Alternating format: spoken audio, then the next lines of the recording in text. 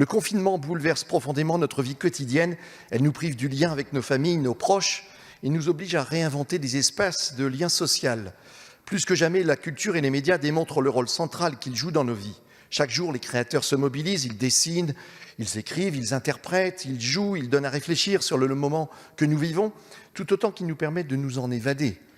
Les opérateurs culturels, publics et privés, nos théâtres, opéras, musées, bibliothèques ont répondu à cet appel. Chaque jour, les médias, publics et privés, se mobilisent et ils nous permettent de nous tenir informés. Ils offrent à nos familles un accès renouvelé à la culture, tout autant qu'à des programmes éducatifs, scientifiques et de divertissement. Mais le monde de la culture et de la communication subit de plein fouet la crise. Les cinémas, les librairies, les théâtres, les salles de spectacle, les musées ont été les premiers à devoir fermer. Les tournages et les enregistrements sont à l'arrêt. Les tournées et festivals reportés et les recettes publicitaires de nos médias connaissent des chutes brutales entre 70 et 90%. Le gouvernement a d'ores et déjà débloqué 22 millions d'euros d'aides directes pour le secteur culturel. Mais nous le savons, il faut aller plus loin. Les artistes et les techniciens du spectacle avaient des contrats signés qui ne peuvent être honorés. Seront-ils pris en compte dans le calcul de leurs 507 heures ?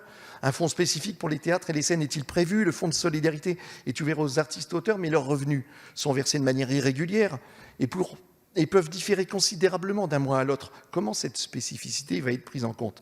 Enfin, les médias n'ont jamais connu de telles baisses de leurs ressources publicitaires. Cela peut fragiliser durablement le financement de l'information tout autant que celui de la création audiovisuelle et cinématographique. Ce sont notre souveraineté et notre diversité culturelle qui sont en jeu. J'ai proposé la mise en place d'un crédit d'investissement pour les annonceurs afin d'anticiper et d'amorcer la reprise économique et de soutenir le secteur de la communication. Quel est pour cela votre avis, Monsieur le Ministre ? Je vous remercie.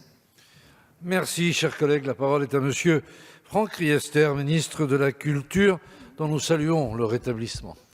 Merci, Monsieur le Président, Mesdames et Messieurs les députés. Monsieur le député, tous les secteurs d'activité de notre pays sont touchés de plein fouet par cette crise, à commencer par le secteur culturel. C'est la raison pour laquelle le ministère de la Culture, toutes ses équipes, en lien avec les autres ministères, a veillé à ce que les professionnels, les artistes, les intermittents du spectacle, les entreprises du spectacle puissent être intégrés au dispositif de portée générale pour faire face à cette crise d'un point de vue économique. Et nous continuons à travailler avec les différents ministères, avec les professionnels concernés, à faire en sorte qu'ils soient bien inclus dans tous les dispositifs permettant de faire face à cette crise.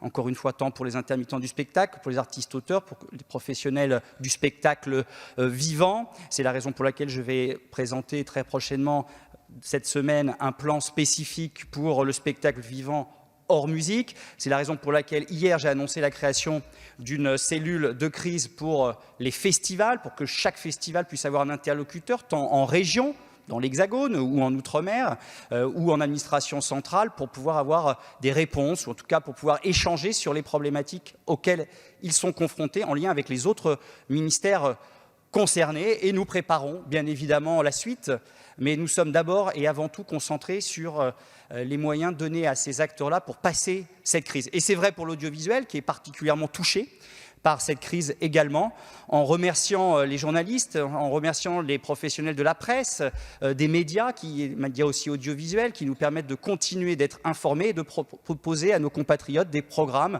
adaptés à ce confinement, avec évidemment un satisfecit tout particulier pour l'audiovisuel public qui a permis notamment de s'inscrire dans le projet de Nation apprenante qui nous permet aujourd'hui de proposer des contenus éducatifs à nos compatriotes. Et nous allons, dans les semaines qui viennent, continuer de travailler avec les artistes, avec les professionnels de la culture pour leur permettre de passer ce moment terrible, cette crise, et en même temps préparer l'avenir pour que demain, les arts et la culture puissent continuer d'être aussi exceptionnels dans notre pays qu'ils l'ont toujours été.